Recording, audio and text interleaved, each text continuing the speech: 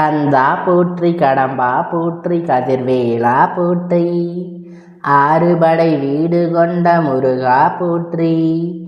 என் செல்ல பிள்ளையே, உனக்கு ஒரு ஆபத்து வந்து கொண்டு இருக்கிறது. அது குறிப்பிட்டுதான் ஒரு நபரால், என் பிள்ளை நீ உஷாராக இருக்க வேண்டிய நேரம், உனக்கு எச்சரிக்கை கொடுக்கத்தான் உன் அப்பன் இன்று வந்திருக்கிறேன். என் தங்க பிள்ளையே, உனக்கு இது போன்ற ஆபத்தை உருவாக்க வந்து கொண்டு இருப்பவர் யார் என்று உன் அப்பன் நான் தெளிவாக சொல்லிவிடுகிறேன். என் பிள்ளை அலட்சியமாக நினைத்து கொண்டு அப்பன் சொல்வது யார் என்று தெரியாமல் நீ அவரிடத்திலே சென்று சிக்கிக்கொள்ளாதே. என் குழந்தை, உன் வாழ்க்கையில் நடந்து கொண்டு இருக்கின்ற ஒவ்வொரு பிரச்சனைகளுக்கும் காரணம் யார் என்று தெரியாமல் நீ தவித்து நின்று கொண்டு இருக்கிறாய் அல்லவா? இந்த நேரத்தில் உன் வாழ்க்கையில் இந்த ஒரு நபரால் உனக்கு பிரச்சனை வந்து கொண்டு இருக்கிறது. ஒவ்வொரு பிரச்சனைகளுக்கும் காரணம் யார் என்று தெரியாமல் நீ தவித்து நின்று கொண்டு இருக்கிறாய் அல்லவா? இந்த நேரத்தில் உன் வாழ்க்கையில் இந்த ஒரு நபரால் உனக்கு பிரச்சனை வந்து கொண்டு இருக்கின்றது. அதனை உன் அப்பன் நான் கண்டு கொண்டேன். அவர் எங்கே தொலை தூரத்தில் இருந்து கொண்டு இருக்கிறார்கள் என்று நினைத்து கொள்ள வேண்டாம். உனக்கு ஆபத்தை விளைவிக்க கூடியவர் உனக்கு மிக நெருக்கமானவர், மிகவும் அருகில் இருந்து கொண்டு இருக்கின்றார்கள். என் பிள்ளை, அந்த நேரத்தில் அந்த நபரை உன் அப்பன் இன்று அடையாளம் காட்டியவுடன் நீ உன் வாழ்க்கையில் உடனடியாக செய்ய வேண்டிய காரியம் ஒன்று மிச்சம் இருக்கும். அது என்னவென்று உன் அப்பன் உனக்கு சொல்லித் தருகிறேன். என் பிள்ளை, எத்தனையோ பிரச்சனைகளை சந்தித்த உனக்கு இதுவெல்லாம் ஒன்றும் பெரிய விஷயம் கிடையாது. இவர்கள் எல்லாம் தூசி போல தட்டிவிட்டு செல்வதற்கு உனக்கு நேரமாகாது. ஆனாலும் நான் உனக்கு இவரை அடையாளம் காட்டி தருவது ஒரு காரணம் இருக்கிறது. நீ எப்பேற்பட்ட ஒரு மனிதரோடு இத்தனை காலம் பழக்கம் வைத்து கொண்டு இருக்கின்றாய் என்பதை நீ தெரிந்து கொள்ள வேண்டும்.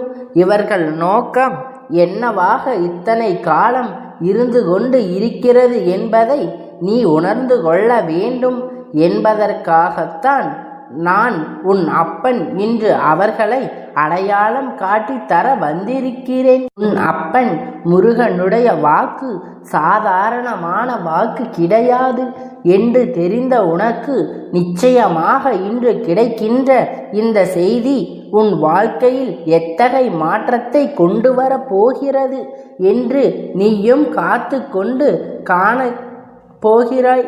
என் செல்லமே, இத்தனை நாளும் இவர்களை நம்பினேன், என்னவெல்லாம் செய்து கொண்டிருந்தாய் என்று சற்று சிந்தித்து பார்க்க வேண்டும்.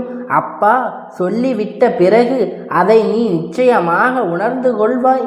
என் பிள்ளை, அப்பன் தருகின்ற இந்த வாக்கில் இருந்து நீ உன் வாழ்க்கையில் சில நல்ல விஷயங்களை பெற்று கொள்ள வேண்டும். அதாவது தீயதை ஒழித்து நல்லதை பெற்றது போல உன் வாழ்க்கையில் உன்னை சுற்றி வந்து கொண்டு இருந்த இந்த நபரை ஒழித்துவிட்டு உன் வாழ்க்கையில் நல்ல மனிதர்களை நீ சேர்த்து கொள்ள வேண்டும். பல நல்ல மனிதர்கள் உன்னை விட்டு விலகி சென்றதற்கு எந்த ஒருவர் காரணமாக இருக்கின்றார் என்பதை எந்த ஒரு மாற்று கருத்தும் கிடையாது. என் பிள்ளை, ஆபத்து என்றால் எப்படிப்பட்ட ஆபத்து தெரியுமா? உன்னிடத்தில் பேசிக்கொண்டு நீ சொல்லுகின்ற விஷயங்களை எல்லாம் கேட்டுக்கொண்டு, அது மட்டுமல்லாமல் நீ சொன்னதை அவர்கள் இன்னொரு இடத்தில் சொல்லிக்கொண்டு சேர்த்து நீயே பேசியதாக மற்றவர்களிடத்தில் கதை கட்டி கொண்டு இருக்கின்றார்கள். அவர்களுக்கு ஒரு கஷ்டம் என்று ஒன்று வரும் பொழுது உன்னிடத்தில் ஓடி வந்து உதவி பெற்றவர்கள் உனக்கு கஷ்டம் என்று ஒன்று வரும் பொழுது எப்பொழுதும் இந்த கஷ்டத்தில் நீ தவிப்பாய் என்பதை எதிர்நோக்கி காத்து கொண்டு இருப்பார்கள். எவ்வளவுதான் உதவி கேட்டாலும் செய்யக்கூடாது என்று நினைப்பவர்கள் அவர்களுக்கு தேவை என்றால் நீ வேண்டும், அதுவே உனக்கு ஒரு கஷ்டம் என்று ஒன்று வந்தால் உன்னை பழிவாங்க வேண்டும் என்று நினைக்கின்றார்கள். இவர்களின் குணங்கள் எப்படிப்பட்ட குணம் என்பதை இந்த அப்பன் என்னாலே புரிந்து கொள்ள முடியவில்லை. ஆனால் உதவி செய்தவனுக்கு பழிக்கு பழி வாங்க வேண்டும் என்று நினைப்பது எந்த வகையில் அர்த்தம் என்பதை என்னால் புரிந்து கொள்ள முடியவில்லை. இதில் ஒரு அர்த்தம் இருக்கிறது, அதை நான் இப்பொழுது புரிந்து கொண்டேன். அது என்ன தெரியுமா? ஒருவன் நன்றாக இருக்கின்றான் என்றால் அடுத்தவர்களுக்கு உதவியினை நிச்சயமாக செய்ய வேண்டும் என்று இங்கு நீதியாகிவிட்டது. அதே நேரத்தில் அவனுக்கு ஏதாவது ஒரு கஷ்டம் ஒன்று வந்தால் அவர்கள் யாரும் எதுவும் செய்து முன்வர மாட்டார்கள். அவர்களுக்கு நிலை என்னவாக இருந்தாலும் அதை இங்கு யாரும் கண்டுகொள்வதில்லை. நேற்று நன்றாக இன்று போல் இந்த மனிதர்களுக்கு நேர்மை இல்லை. அவர்களுக்கு ஏதோ போல் இவர்கள் அவர்களை பழிவாங்க நினைக்கின்றார்கள். கஷ்டத்தில் உதவி செய்தவர்களை மறக்காமல் இருக்க வேண்டும் என்று நினைக்காமல் அவர்களுக்கு சோதனை கொடுக்க நினைக்கின்ற இந்த மனிதர்கள் அருகில் வைப்பதை முதலில் பாவம் என்பது என் குழந்தை நீ புரிந்து கொள்ள வேண்டும். என் பிள்ளை, இதுவெல்லாம் நடந்து முடிந்தது. எல்லாம் முடிந்தவுடன் நீ இனி உன் வாழ்க்கை என்ன நடக்கின்றது, எதனால் நடக்கின்றது, யாரால் என்பதனை எல்லாம் நீ தெளிவாக தெரிந்து கொள்ள வேண்டும். எல்லா கஷ்டத்தை பார்த்துவிட்டு உனக்கு இது ஒன்றும் பெரிய கஷ்டம் இல்லை என்று அப்பன் சொல்வதற்கு ஒரு காரணம் இருக்கிறது. ஏனென்றால் நீ அனுபவித்த ஒவ்வொரு சோதனைகளும், நீ அனுபவித்த ஒவ்வொரு வேதனைகளும் உனக்கு கொடுத்தது ஒவ்வொன்றுக்கும் மீண்டும் அதிலிருந்து எழுந்துவிட முடியாதபடிக்கு உனக்கு நடந்தியது. ஆனால் நீயும் அதிலிருந்து எல்லாம் திரும்பி மீண்டு எழுந்து வந்து என்னவெல்லாம் முயற்சி செய்ய வேண்டுமோ அவையெல்லாம் செய்து மீண்டு வந்து இந்த அப்பன் முன்னால் நின்று கொண்டு இருக்கின்றாய்.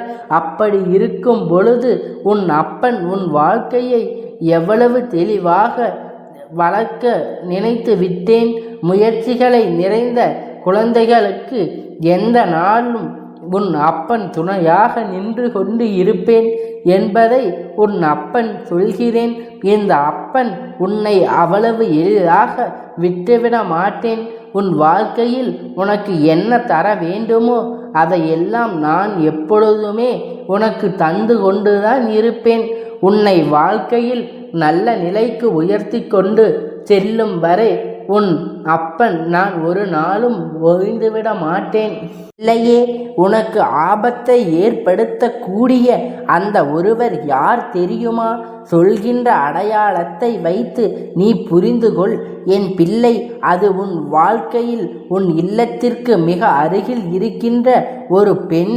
எல்லா விஷயங்களையும் உன் குடும்பத்தில் நடப்பதை எல்லாம் சரியாக தெரிந்து கொண்டு மற்றவர்களிடத்தில் சொல்லி அங்கே சிரித்து கொண்டு இருக்கின்றார்கள். வாழ்க்கையில் நடக்கின்ற எல்லா விஷயங்களையும் எல்லோரிடத்திலும் பகிர்ந்து கொள்ள வேண்டும் என்பது கட்டாயம் கிடையாது.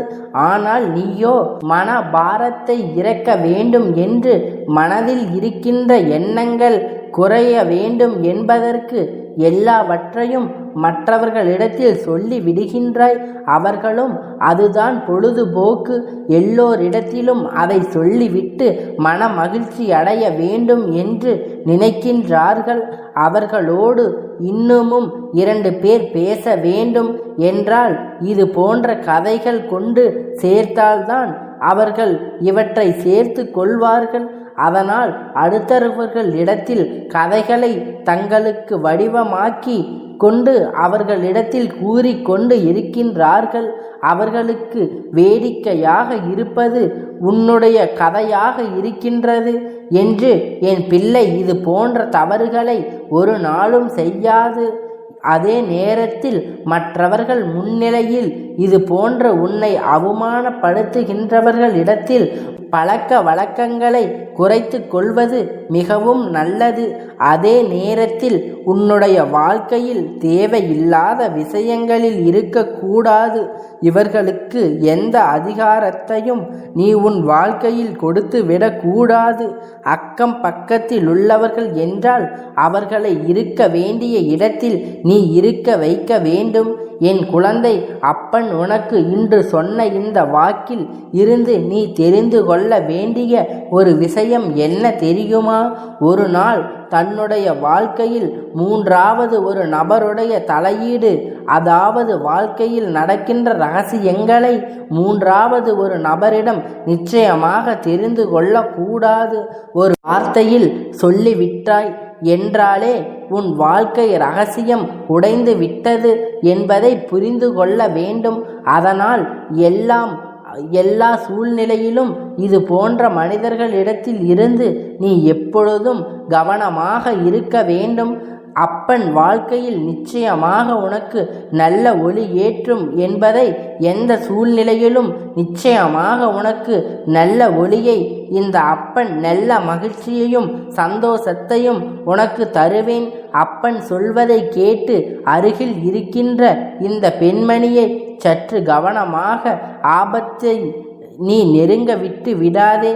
என் தங்கமே, இந்த அப்பனுடைய ஆசீர்வாதம் உனக்கு என்றென்றைக்கும் முழுமையாக கிடைத்து கொண்டே இருக்கும். கந்தா போற்றி, கடம்பா போற்றி, கதிர்வேலா போற்றி, ஆறுபடை வீடு கொண்ட முருகா போற்றி.